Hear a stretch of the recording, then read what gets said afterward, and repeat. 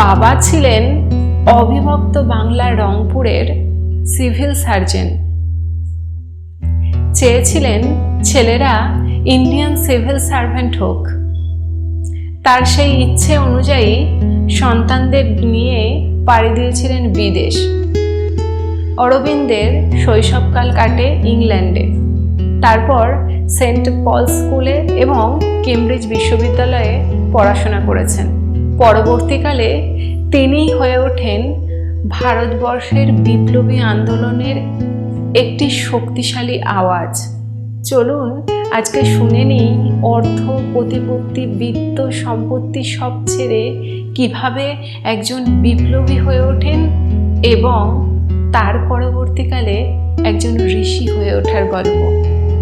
ভারতের স্বাধীনতা দিবস 15ই আগস্ট, আর ওই দিনেই 1872 সালে জন্মগ্রহণ করেন তিনি। একটি অত্যন্ত সম্ভ্রান্ত ধনী পরিবারে জন্ম হয় তার। বর্তমানকালে জায়গাটি পশ্চিমবঙ্গের হুগলি জেলার কোন্নগরে অবস্থিত। বাবা ছিলেন কৃষ্ণধনু ঘোষ এবং মা স্বর্ণলতা দেবী। তারা মোট 5 ভাই বোন, 2 দাদা, 1 ভাই এবং 1 বোন। 2 দাদা ছিলেন মনমোহন ঘোষ এবং বিনয়ভূষণ ঘোষ। ভাই বারিন কুমার ঘোষ এবং সরোজিনী ঘোষ। পিতা কৃষ্ণধনু ঘোষ ছিলেন পাশ্চাত্য ভাবধারায় বিশ্বাসী। চাইতেন ছেলেরা ICS হোক। সেই স্বপ্ন অনুযায়ী 1879 সালে তার পুরো পরিবার ইংল্যান্ডে চলে যান। সেখানেই অরবিন্দ ইংল্যান্ডের বিখ্যাত সেন্ট পল স্কুলে ভর্তি হন। পরবর্তীতে ভালো ছাত্র হিসাবে তার নাম ছিল। স্কলারশিপ পেয়ে পরবর্তীতে কেমব্রিজ বিশ্ববিদ্যালয়ে ভর্তি হন। বিশ্ববিদ্যালয়ে পড়াকালীন সময় থেকেই বিপ্লবী আন্দোলনের নানা বই পড়ে তার মনেও বিপ্লবী আন্দোলনে যুক্ত হওয়ার জন্য অত্যন্ত ইচ্ছা জাগে। কিন্তু বাবার স্বপ্ন পূরণের জন্য তাকে ICS পরীক্ষায় বসতে হয়। সেখানে র্যাঙ্কও করেন 11 নম্বর। কিন্তু মনের মধ্যে তীব্র অনিচ্ছা পোষণ করতেন ব্রিটিশদের দাসত্ব করা। ঠিক সেই সময় তার দেখা হয় বরোদার রাজার সঙ্গে। বরোদা হচ্ছে ভারতেরই একটি দেশীয় রাজ্য। সেই রাজ্যের রাজা তাকে স্টেট সার্ভিস অফ বরোদাতে জয়েন করার জন্য আহ্বান জানান। তিনি তাতে রাজিও হন, শুধুমাত্র একটি শর্তে, সেখানে তার মাথার ওপর কোনো ব্রিটিশ প্রভু থাকবে না। 1893 সালে তিনি দেশে ফিরে আসেন, যোগ দেন বরোদার সেটেলমেন্ট ডিপার্টমেন্টে। বরোদায় থাকাকালীন সময় থেকেই তিনি চরমপন্থী আন্দোলনের সঙ্গে যুক্ত হতে থাকেন। চরমপন্থী নেতাদের কথায় ভীষণ রকম প্রভাবিত হতে থাকেন। প্রমথনাথ মিত্রের সঙ্গে যোগ দেন অনুশীলন সমিতিতে। শুধুমাত্র এই বিপ্লবী চেতনায় তিনি নন, তার ভাই বিনয়ভূষণও যোগ দেয় এবং বিবেকানন্দের ভাই ভূপেন্দ্রনাথ দত্তও এই অনুশীলন সমিতিতে যোগ দেয়। সাধারণের মধ্যে বিপ্লবী চেতনার উন্মেষ ঘটানোর জন্য তারা শুরু করে যুগান্তর পত্রিকা, আর তাদের এই সশস্ত্র চরমপন্থী আন্দোলনকে আরও বৃহত্তর করার জন্য তৈরি করে যুগান্তর দল।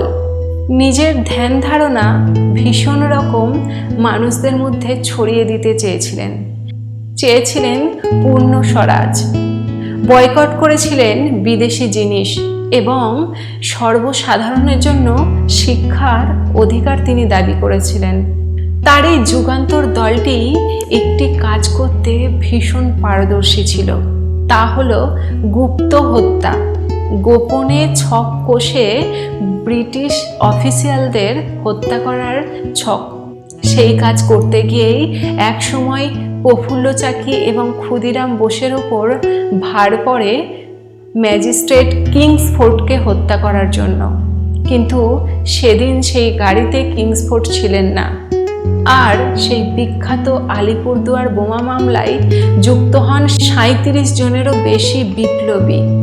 ধরা পড়েন অরবিন্দ ঘোষ, উপেন্দ্রনাথ বন্দ্যোপাধ্যায়, হেমচন্দ্র কানুনগো, পূর্ণচন্দ্র সেন, আরও অনেকে। কিন্তু জেলে থাকাকালীন সময়ে অরবিন্দ ঘোষ প্রমাণের অভাবে ছাড়া পেয়ে যান। তারপর তিনি ঘোষণা করেন সক্রিয় রাজনীতি থেকে অবসর নেওয়ার কথা।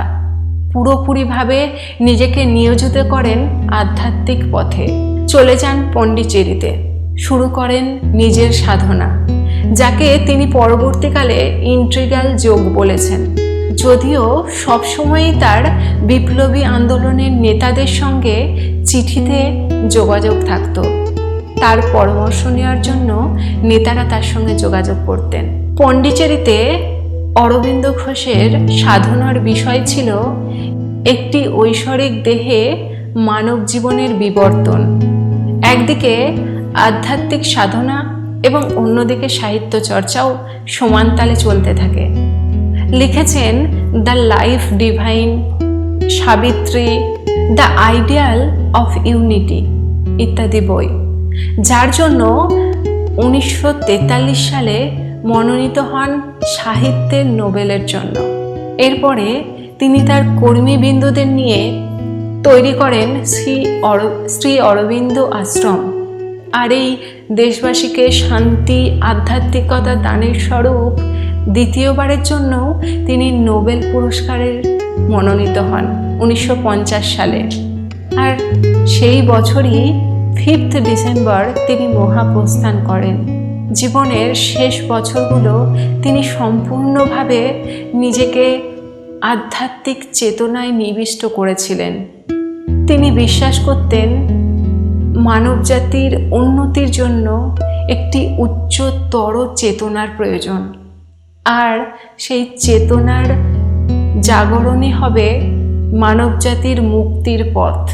তিনি আমাদের কাছে চিরস্মরণীয় হয়ে থাকবেন শুধুমাত্র একজন বিপ্লবী আন্দোলনের নেতা হিসাবে নন, একজন আধ্যাত্মিক গুরু হিসাবে, যিনি আমাদের উচ্চতর চেতনার পথ দেখিয়েছেন।